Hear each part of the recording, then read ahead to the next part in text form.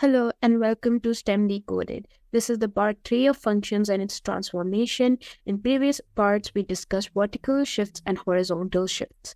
If you haven't watched the previous parts already, you can visit by following the links that are displayed somewhere here. And in this video, we will learn about reflections, which is another type of transformation when it comes to function transformations. Now, without further ado, let's begin with the video.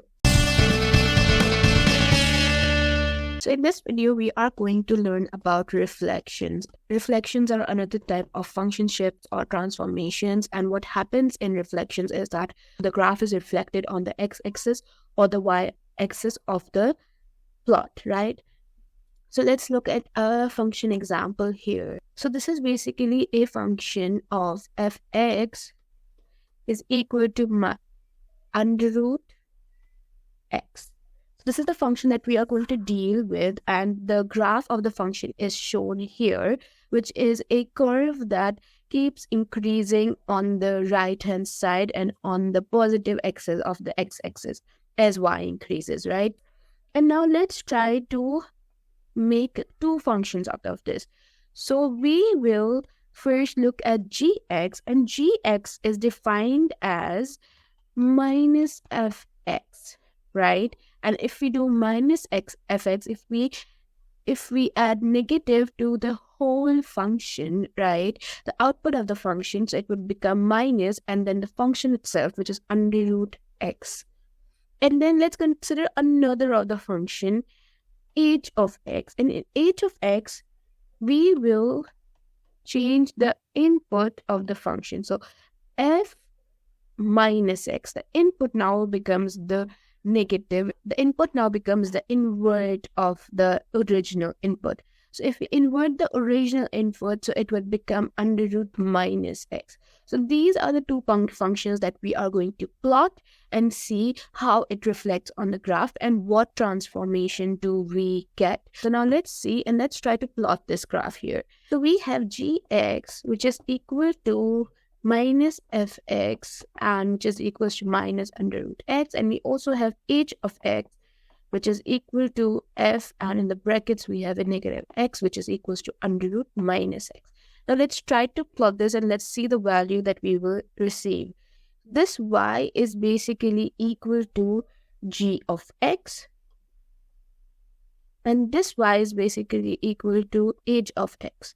And now let's try to add our x values here for minus under root x. So 0, 1, 4, 7, and 9.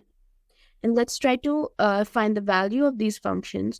So we have under root x, under root 0 minus becomes 0.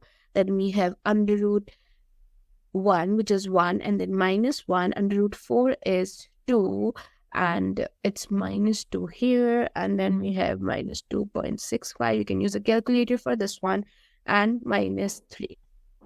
And let's try to evaluate this function here as well. So we start from minus 9, and then minus 7, minus 4, minus 1, and 0, because our input now is negative. So we are just taking these values from here, these x values from here, and making it negative over here.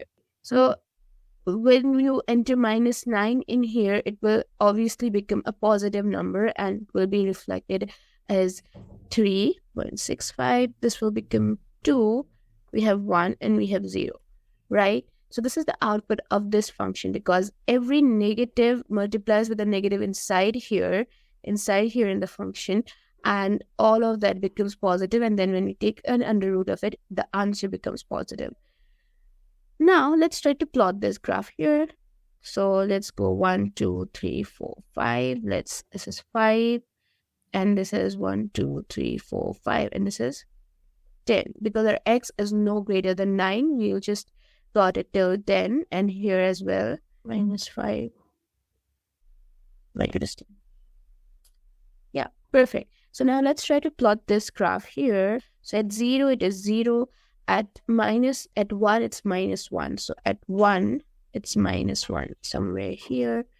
at 4, we have minus 2. So this is 4, and here we have minus 2. This becomes this. And at 7, we have minus 2.65. So 7 is here, and minus 2.567. And minus 1, minus 2, and minus 2.65 would be somewhere around here. Then we have at 9 minus 3. So let's check at 9.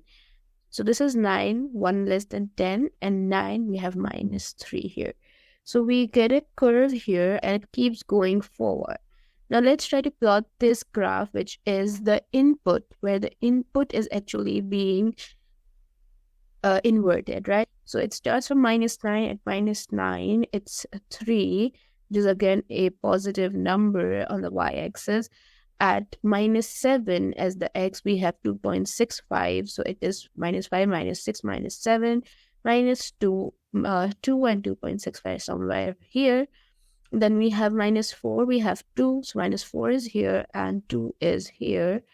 And at minus 1, we have 1. So minus 1 would be somewhere here. And we have 1, which is again a positive number coming here. And at 0, we have 0 again. So we have a graph here, and now let's look at our original function here. Okay, so we see that we have our original function here, and we see that this is on the positive x-axis. The x-axis is positive, and the y-axis is also positive. However, we see then that when we change fx by we invert fx and we multiply a negative sign into fx, it means that we are changing the y of the function, and it basically we are inverting the y of the function, and the x-axis is still positive. So we have positive x-axis, but the y-axis becomes negative because we have multiplied everything with a negative number because of this negative sign here. So now my y-axis becomes positive, and therefore my reflection is around the x-axis, and the y becomes negative. Now let's look at here. We added a negative sign to the input of the function just over here. So we multiplied the input by the negative sign. So we see that the y-axis is positive. However, the x-axis now becomes on the negative side, and it reflects over the y-axis of the function, right? And the graph moves this side. So what is the conclusion here? Let's try the conclusion here on the bottom. When the output is inverted, there is a reflection over the x-axis as the y changes and y gets reflected. We inverse the input. When input is inverted, the reflection is over the y-axis, as the x is what changes, and the reflection comes over the y-axis. So we see that we learned about another type of transformation of functions, which is reflection.